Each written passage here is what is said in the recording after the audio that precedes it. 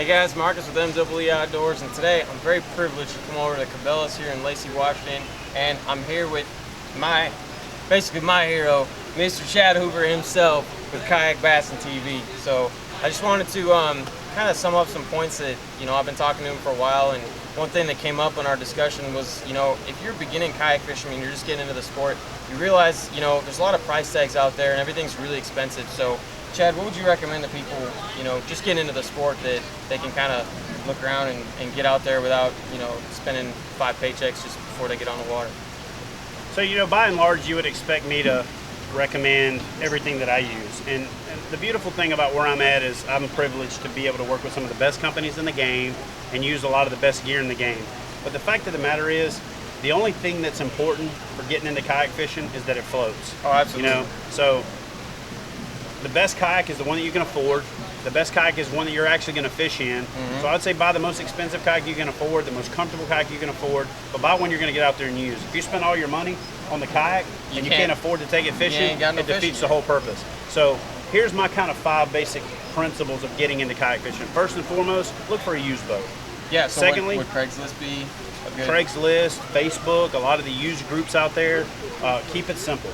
Don't buy a boat, if you can, that is rigged by somebody else, because by and large, it's like trying somebody else's shoes or drawers on. They just ain't gonna fit you right. And you don't know what you want. And you don't know what you want yet.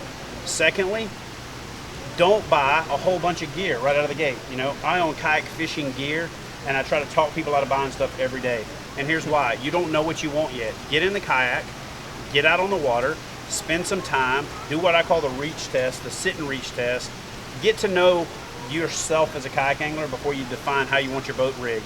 There's a lot of riggers out there that just like to post up pictures of their stuff rigged in the garage. That's what works for them. Just by looking at it though, you can tell it's not practical. So don't rig it based on how it looks, rig it based on how it functions. So keep it simple, buy cheap, demo it first, demo if you can.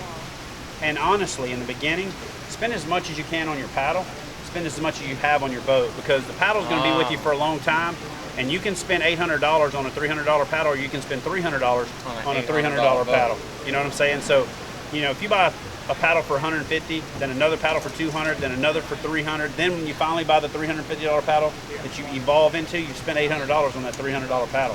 I think that adds up. But anyway, here's the deal. Buy the boat that you're going to get out on the water in. Get out on the water as often as you can. Get out on the water as often as you can and stretch it in stretches. Don't spread it out, because we have muscle memory. We have things that we talk about that we evolve, and you want to do it.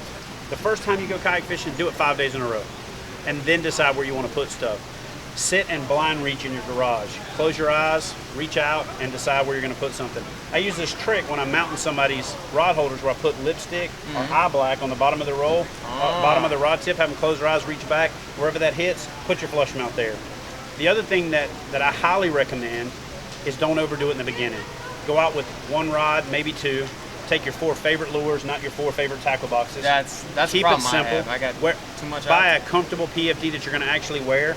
Integrate your stuff into it. So, good paddle, good PFD, the best boat that you can find. Keep it simple, and don't rig it till you've been fishing in it. Right. As simple as that, brother. Well, get out there and do it. The most important thing is to do it. And listen, most of us that have been doing this for a decade or more, we're in the do-it-yourself era. Now there's a lot of great companies out there like Yak Attack and Ram and Select and all these other companies that make great stuff. Do-it-yourself is still a great option. Aisle 7 at Home Depot, aisle 9 at Lowe's, Ace Hardware, cutting up your kids' toys. Listen, man, that's the great thing about the sport of kayak fishing. Brother, I appreciate you coming out to see me. Hey, it's great to meet you. You guys check him out. I'm having a lot of fun. It's been great. Where do they find you at? You can find me right on MWE. Yes, MWE Outdoors. MWE Outdoors. Yep, and I'm creating a website. You can head over to mweoutdoors.com and you can check. I'm going to be doing gear reviews and write-ups on there. And so I appreciate you guys' support. Once again, Chad, great to have you. Check him out. All right, brother. Thanks.